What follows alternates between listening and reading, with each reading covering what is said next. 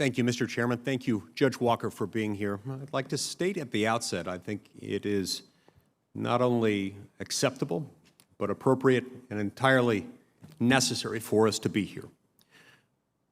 You've got first responders, firefighters, police officers, doctors, nurses, other healthcare professionals, people who run pharmacies and grocery stores and drive trucks, who have been working 24 hours a day, 7 days a week, even while managing the difficult task of homeschooling their children for the first time. And you've got lawmakers who have been absent in recess for about 6 weeks. It's not to say we didn't have reasons to do that, but my point is this.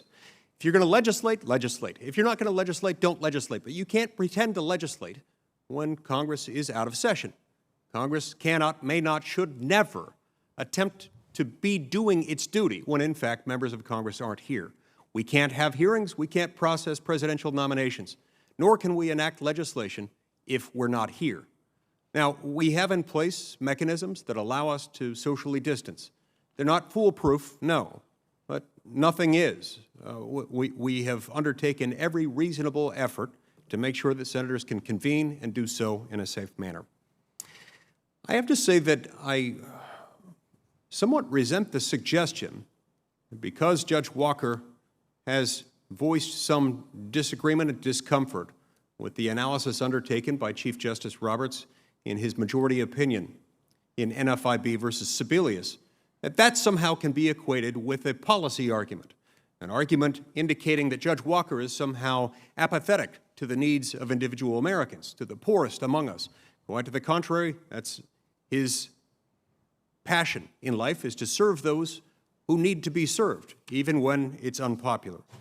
For whatever it's worth, I strongly echo the view that it is not the inexorable command of the law to say that a court may never be criticized for making a wrong decision.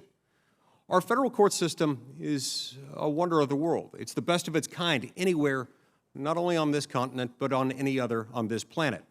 It is nonetheless inhabited and operated by fallible, mortal human beings who sometimes make mistakes. Chief Justice Roberts and the rest of the majority opinion in NFIB versus Sebelius made a mistake. Now, one can say that, as you have said that, without commenting on the underlying policy merits, without commenting on who ought to have health care. It is a fact. It's a fact evident on the pages of that opinion itself that Chief Justice Roberts, in authoring the majority opinion, rewrote the Affordable Care Act not once, but twice, in order for it to say what it did not say when it was enacted by the Senate, in order to render constitutional otherwise unavoidable constitutional defects. Judge Walker, recently you issued a temporary restraining order in a case involving religious liberty in Kentucky. You've been widely criticized for that opinion. That opinion is, in my view, entirely consistent with the law. Is it, in fact, not an unremarkable proposition of the law to say that a government may not single out religious activity and religious expression and uniquely target religious activity and religious expression for adverse treatment by government, as it was done in the case of the city of Louisville? That's absolutely correct, Senator Lee. That's black letter law, right? It is black letter law under Supreme Court precedents and under Kentucky's Religious Freedom Restoration Act. It is absolutely the command of the Constitution that secular institutions and religious institutions be treated equally by the state. Such that your failure to act in that circumstance would have been a dereliction of your duty and of your oath to uphold, protect, and defend the Constitution of the United States. I believe that's correct, and I would also add that I think if I had waited longer, there would have been irreparable injury to the plaintiffs, which is part of what the four-factor temporary restraining order test requires a judge to consider. If you're confirmed to this position, you'll be serving on the U.S. Court of Appeals for the D.C. Circuit, which specializes in administrative law.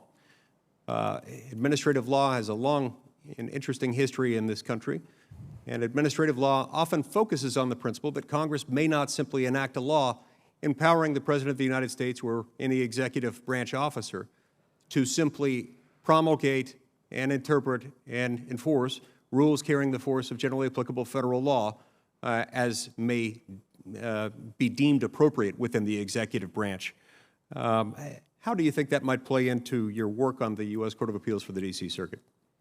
Well, Senator Lee, under the non-delegation doctrine, Congress cannot delegate its legislative authority to an administrative agency, and that goes back to the first sentence of the first article of the Constitution, which says, all legislative powers herein granted shall be vested in a Congress.